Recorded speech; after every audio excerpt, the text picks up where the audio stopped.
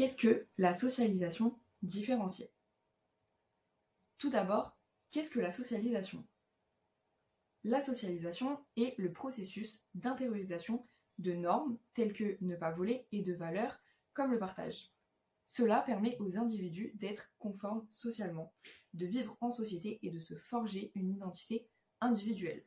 Elle se réalise sous 3 formes. Donc, premièrement, elle se réalise par imprégnation, donc une lente intériorisation de façon de faire, d'être et de penser lors des milliers d'interactions du quotidien, notamment à travers le groupe d'amis.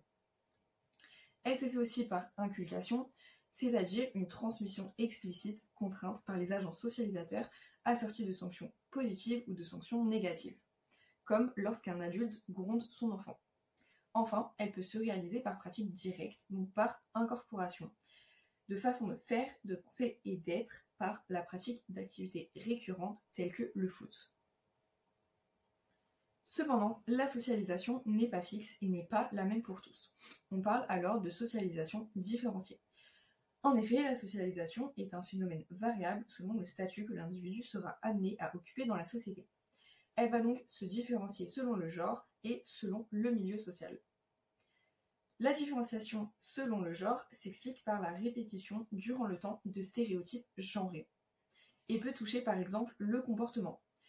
En effet, un garçon se doit d'être musclé ou viril et la fille doit être gentille et assidue à l'école.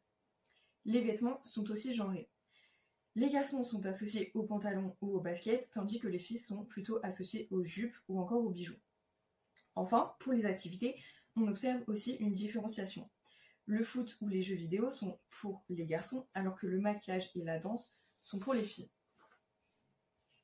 Ensuite, le milieu social est aussi un acteur d'une socialisation différenciée. Deux principaux milieux d'origine s'opposent, le milieu populaire et le milieu bourgeois. Nous remarquons cette différenciation de par une culture nuancée. En effet, les milieux les plus aisés sont d'autant plus poussés à visiter des musées ou voyager, au contraire des plus populaires qui se voient restreints. Cela s'applique aussi aux professions. Les bourgeois atteignent majoritairement des fonctions de cadre, telles que banquiers, et les populaires des fonctions plus basses, comme agriculteurs ou encore ouvriers. Cette si forte séparation est due en partie à une réussite scolaire qui est avantagée chez les plus riches.